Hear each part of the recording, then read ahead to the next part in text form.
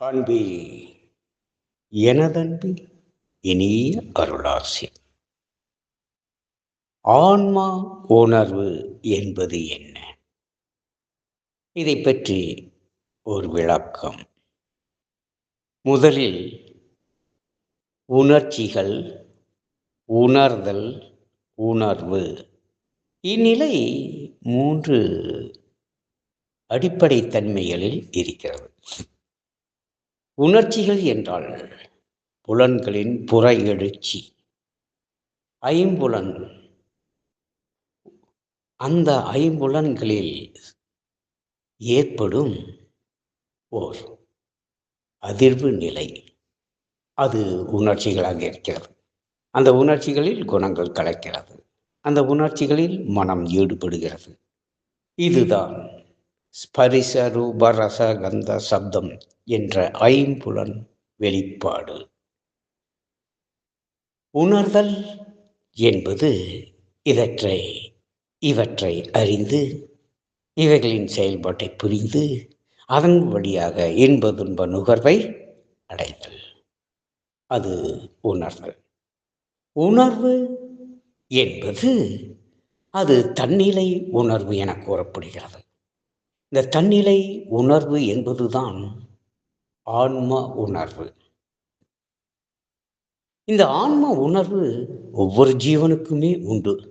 ஆனால் அது எந்த அளவிற்கு உயர்நிலை பெற்றிருக்கிறது என்பதில்தான் வேறுபாடு.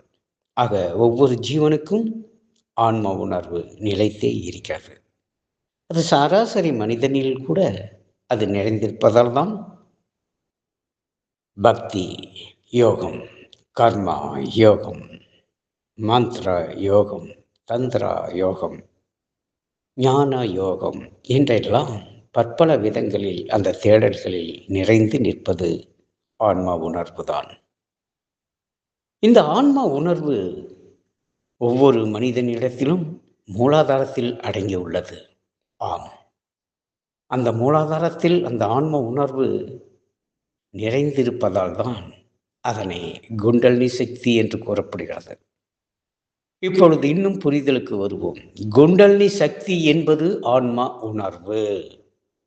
இந்த ஆன்மா உணர்வு விழிப்புற்றவர்கள் என்றால், இந்த குண்டலினி உணர்வு விழிப்புற்றது மூலாதாரத்திலிருந்து ஏதோ ஒரு சக்கரங்களுக்குள் பாய்ந்து விடுகிறது. நான் இதுவரை நிறைய பேருக்கு பார்த்திருக்கிறேன். பக்தியின் ஓர்மையால் இந்த குண்டலினி விழிப்புற்றவர் அநேகம் பேர். அவர்கள் என்னிடம் வரும் பொழுது நான் அதை அறிந்து அடுத்த நிலைகளுக்குள் இட்டுச் செல்கிறேன். அப்படியானால் ஆன்மா உணர்வு என்பது குண்டலினி சக்தியே. நீங்கள் கேள்வி கேட்டிருந்தேன், குருதேவா, தங்களுக்கு தெரிந்தவரை ஆன்மா உணர்வை பெற்றவர்கள் எத்தனை பேர் இருப்பார்கள் நமது மன்றத்தில்? அதை தெரிந்து கொள்ள வேண்டும் என்ற ஒரு ஆர்வம் குருதேவா என்று கேட்டிருந்தீர்கள் இல்லையா? ஆகவேதான் பதில் கொடுத்திருந்தேன். நம் மன்ற அன்பர்கள் அனைவரும் ஆன்மா உணர்வில் நிலைத்த நிலை பெற்றவர்கள்.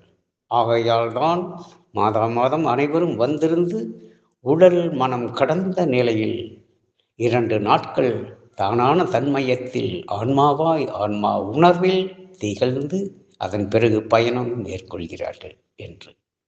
இது மாதம் தொடர்கதையாக இருப்பதற்கு காரணம், அவர்கள் ஆத்ம தாகம் இங்கே பூர்த்தி செய்யப்படுகிறது. இங்கு வந்தவுடன் உடல் மனம் குணம் அறிவு இவற்றையெல்லாம் கடந்த நிலையில் ஆன்மா உணர்வோடு ஆன்மா நிலையில் நிலைத்து விடுகிறார்கள் என்பதே பேருண்மை.